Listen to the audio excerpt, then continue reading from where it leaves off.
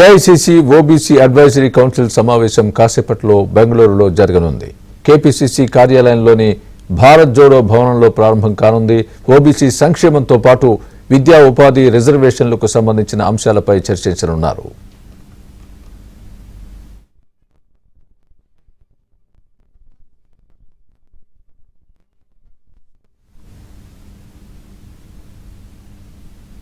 ఇదే అంశానికి సంబంధించి పూర్తి అప్డేట్ మా ప్రతినిధి రిత్విక్ చెప్తారు. రిత్విక్,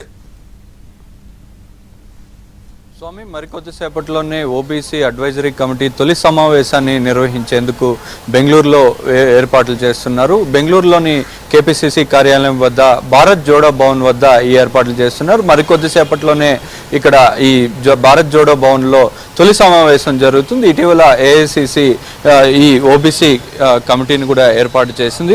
ఈ కమిటీ ద్వారా కూడా పూర్తి స్థాయిలో ఓబీసీలకు అవసరమైన రిజర్వేషన్ కానీ విద్యా ఉపాధి వంటి రంగాలపై పూర్తి స్థాయిలో కూడా చర్చించనున్నారు. ఈ కమిటీకి మొత్తం కూడా దేశవ్యాప్తంగా అన్ని రాష్ట్రాలకు సంబంధించి కాంగ్రెస్ నాయకులను 24 మందిని కమిటీలో ఏర్పాటు చేయగా మరో ప్రత్యేక ఆహ్వానితులుగా ఈ సమావేశానికి 31 మంది వస్తున్నారు. ముఖ్యంగా తెలంగాణ నుంచి కమిటీలో హనుమంతరావుతో పాటు కూడా మరికొంతమంది మంత్రులు కూడా దీనికి హాజరవుతున్నారు. తెలంగాణ నుంచి మంత్రులు కొండా సురేఖ, అట్లాగే శ్రీహరి వాకిటీలు కూడా ఈ సమావేశానికి హాజరవుతున్నారు. అట్లాగే మధు యాష్కి కూడా ఈ సమావేశానికి హాజరవుతున్నారు. ఇలా మొత్తం దేశవ్యాప్తంగా కూడా కాంగ్రెస్ అగ్ర నాయకులందరూ కూడా ఇప్పటికే కూడా బెంగళూరుకు చేరుకుంటున్నారు. మరికొద్దిసేపట్లోనే ఇక్కడ సమావేశం కూడా జరగనుంది. ఈ సమావేశంలో ముఖ్యంగా విద్య, ఓబీసీలకు సంబంధించి విద్య, ఉపాధి, ఆరోగ్యం, జీవనోపాధి వంటి విషయాల మీద చర్చించడంతో పాటు రానున్న రోజుల్లో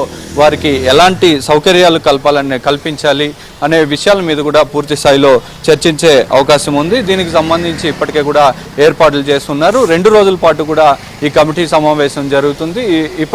ప్రస్తుతం ఇవాళ 5:30 గంటలకు మీటింగ్ ప్రారంభమవుతుందని, సమావేశం ప్రారంభమవుతుందని చెప్పి ప్రకటించడం జరిగింది. ఇవాళ ముగిసిన తర్వాత రేపు ఈ సమావేశం కొనసాగింపుగా కూడా రేపు షాంగ్రీలా హోటల్లో కూడా నిర్వహించేందుకు ఏర్పాట్లు అయితే చేశారు. 2 రోజుల పాటు కూడా ఈ ఓబీసీలకు సంబంధించిన అంశాల మీద పూర్తి రిజర్వేషన్ కానీ విద్యా ఉపాధి అవకాశాలు, అలాగే vote bank, Congress vote bank పెంచుకునే విధంగా ఓబీసీలకు ఎలాంటి ప్రత్యేక వసతులు కల్పించాలి, అట్లాగే సీట్ల కేటాయింపు వంటి విషయాల మీద కూడా పూర్తి స్థాయిలో చర్చించి ఒక నివేదిక అయితే తయారు చేయనున్నారు. దీని మీద 2 రోజుల పాటు కూడా దేశవ్యాప్తంగా ఉన్న అగ్ర నాయకులందరూ కూడా ఈ సమావేశానికి హాజరయ్యి చర్చించే అవకాశం ఉంది. ముఖ్యంగా కర్ణాటకలోనే ఇటీవల కాంగ్రెస్ ప్రభుత్వం కర్ణాటకలో ఏర్పాటైన తర్వాత అన్ని కార్యక్రమాలు బెంగళూరు వేదికగానే జరుగుతున్నాయి. ఇండియా కూటమి ప్రకటించడంలో కూడా బెంగళూరులోనే సమావేశం జరిగింది. ముఖ్యంగా బెంగళూరుని వేదికగా ఎంపిక చేసుకుని కూడా ఏఐసీసీ అన్ని కార్యక్రమాలు నిర్వహిస్తుంది. ఇదే విధంగా